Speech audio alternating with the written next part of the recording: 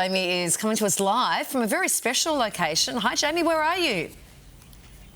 Hey guys, I'm at the Park Hyatt at the Rocks here in Sydney, and it is World Menopause Day. Just in case you were wondering, we're having a fabulous breakfast here with over 100 women and some great speakers. And you might be wondering, why on earth am I doing this? Well, this is part of the thing, because we want to get the chat happening. We want more information out there, and no one better than a guy to ask all the obvious questions. I'm joined by two very special guests, Zoe Meunier, who is the editor of Prevention magazine, and Dr. Fatima, who is a specialist when it comes to menopause. Now, Zoe, let's talk to you first of all. World Menopause Day. I know a lot of people watching go, I didn't even realise it was today. What is it all about? Well, as you said, it's really about encouraging everyone to talk more and learn more about menopause and really just normalising an open dialogue. Now, this is something that happens to 50% of the population, and yet still there's a bit of a stigma attached. So we really just want women not to feel sort of like they're struggling in silence. We want them to be able to share their experiences so they can get the support and the healthcare that they need. Yeah, fantastic. Some great sponsors on board. Absolutely. HCF is our major sponsor here today, and like Prevention, they're just about championing and encouraging women to take charge of their own health. Their Women's Health Hub has some great resources about menopause, and including some from our lovely guest here, Dr. Khan.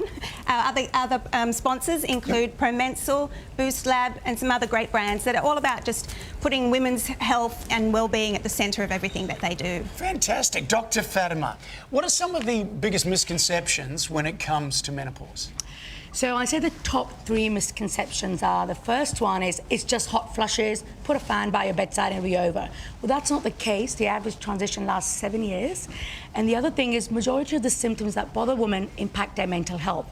Brain fog, sleep disturbance, anxiety, low mood, and the list goes on and on. So I think it's about having the holistic approach to a woman's health and looking at what we can do to support them on this journey, and it's not just hot flushes.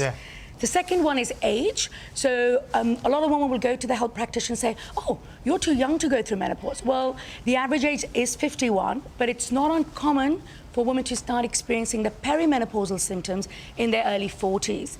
And again, I think it's about having that awareness that there are things to do for this, which takes me up to the third misconception, which is there's nothing you can do for this, and you've got to keep suffering on for a decade of your life, and life's short enough. So I think it's important to know that we've got evidence-based solutions. There's a range of them suitable for everyone, so don't suffer in silence. Go see a practitioner who can support you on this. But there's no gold medal at the end of it, so make sure you're thriving through this phase of your life. What sort of changes would you like to see happen more? Yeah, so I guess the main changes is, number one, having events like this. So an open conversation does 2 things. It destigmatizes this subject of menopause, which has been shrouded in so much taboo. Second thing is it allows us to then say, okay, well, this is a great problem to solve because it impacts 50% of Australian women.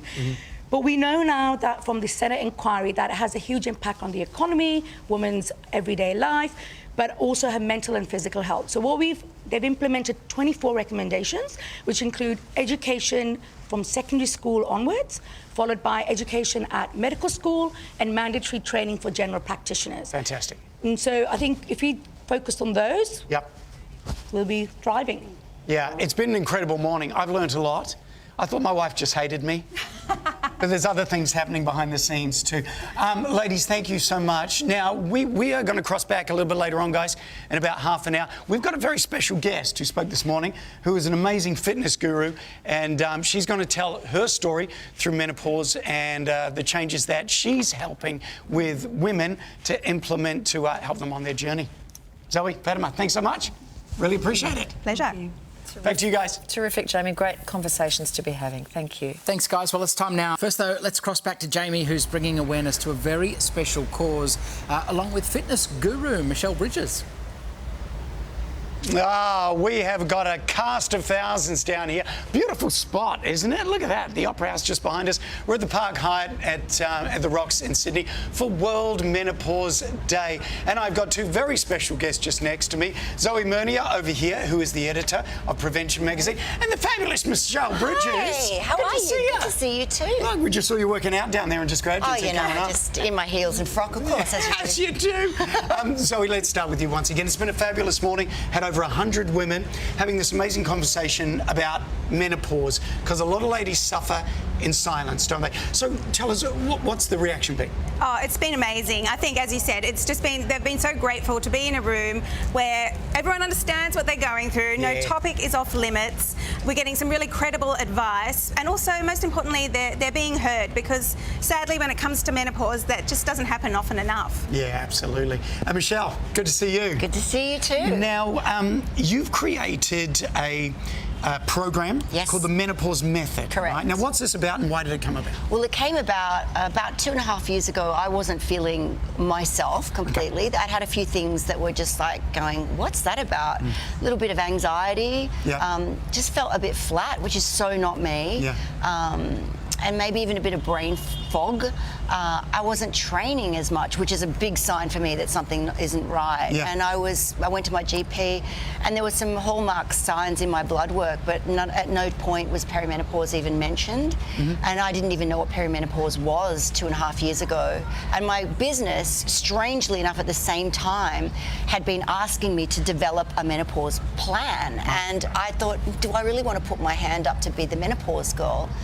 Because it's kind of saying, well, I'm getting older, and will that affect my career? And within about a minute of thinking that, I gave myself a swift uppercut and said, Michelle, you've spent your entire life empowering women. Lean into doing this program. So when I started doing the research, I was like, I'm perimenopausal.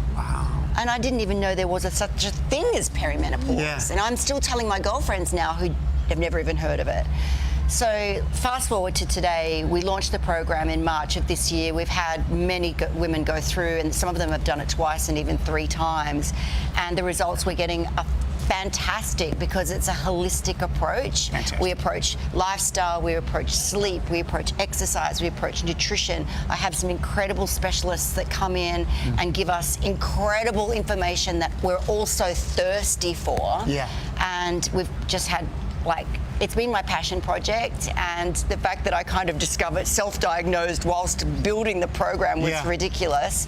But it's days like today that are really setting the tone for what I like to say is this is a menopause movement. Fantastic. You know, we are starting to talk more. The wave is getting bigger, and ladies are feeling validated. Love it.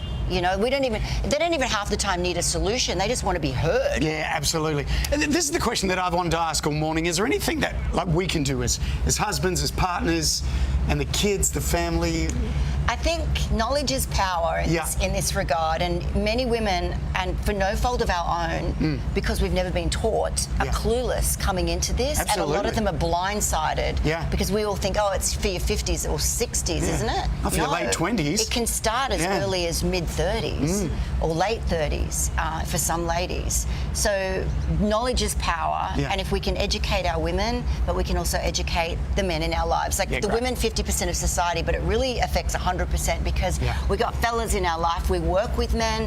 We have significant partners. We've got brothers. We've got uncles. You know, if we're all understanding what she's going through, and it's biological, this is real, and it's inevitable, then we can support her. Awesome.